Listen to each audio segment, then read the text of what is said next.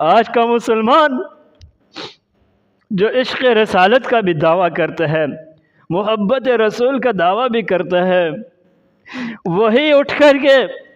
مسلمان جس نے لاکھوں انسانوں کی زندگیوں کو بدلا ہے، جہنم کی آگ سے بچایا ہے